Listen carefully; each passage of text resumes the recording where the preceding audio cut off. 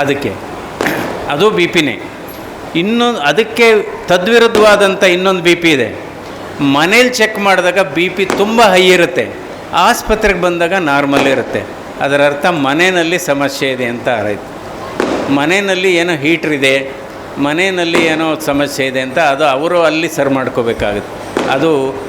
ಅದರಿಂದ ಈ 6S avoid ಮಾಡಬೇಕಂತೆ. ಅವಾಯ್ಡು ಅಥವಾ ಕಂಟ್ರೋಲ್ ಮಾಡಬೇಕು. ಯಾವುದು 6S? ಒಂದು ಸಾಲ್ಟು, ಎರಡನೇದು ಸ್ಟ್ರೆಸ್ಸು, ಮೂರನೇದು ಸ್ಪಿರಿಟ್ಟು, ನಾಲ್ಕನೇದು ಸ್ಮೋಕಿಂಗು, ಐದನೇದು ಸೆಡೆಂಟ್ರಿ ಲೈಫ್, ಆರನೇದು sugar. In fact sugar is worse than cholesterol. ಅದರಿಂದ ಈ ರೀತಿ ಮುನ್ನೆಚ್ಚರಿಕೆ ವಹಿಸಬೇಕಾಗತ್ತೆ.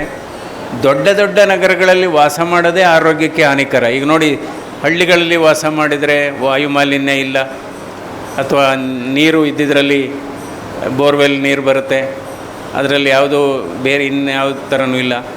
ಅಂದರೆ ಈ ಸೋಷಿಯಲ್ ಮೀಡಿಯಾದ್ರ ಬಗ್ಗೆನೂ ವಿಚಾರಣೆ ಭಾಳ ಮುಖ್ಯ. ಇವತ್ತು ಸಾಮಾಜಿಕ ಜಾಲತಾಣ ಸಮಾಜವನ್ನು ಜಾಲಾಡ್ತಾ ಇದೆ ಅಂತ ಹೇಳಬೇಕು. ಹಲವಾರು ಇವತ್ತು ಒತ್ತಡ ಜಾಸ್ತಿ ಆಗಬೇಕಾದ್ರೆ ಸಾಮಾಜಿಕ ಜಾಲತಾಣವೂ ಒಂದು ಕಾರಣ. ಎಷ್ಟೋ ಜನ ಬಂದಿದ್ದಾರೆ, ನಾನು ನೋಡಿದ್ದೇನೆ.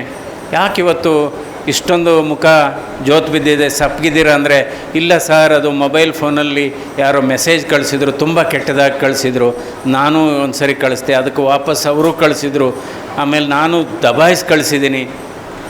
ನಾನು ಕೇಳಿದೆ, ಆ ವಿಚಾರ ನಿಮ್ಮಿಬ್ಬರಿಗೂ ಸಂಬಂಧಪಟ್ಟಿದ್ದ? ಇಲ್ಲ. ಆ ಇಬ್ಬರಿಗೆ ಸಂಬಂಧ ಇಲ್ಲದೇ ಇರೋ ವಿಚಾರಕ್ಕೆ ಯಾಕೆ ನಾವು ಕಳಿಸ್ಬೇಕು?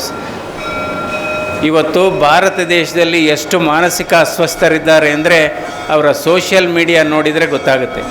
ಅದರಿಂದ ಇವತ್ತು ಈ ಪರಿಸರದಲ್ಲಿ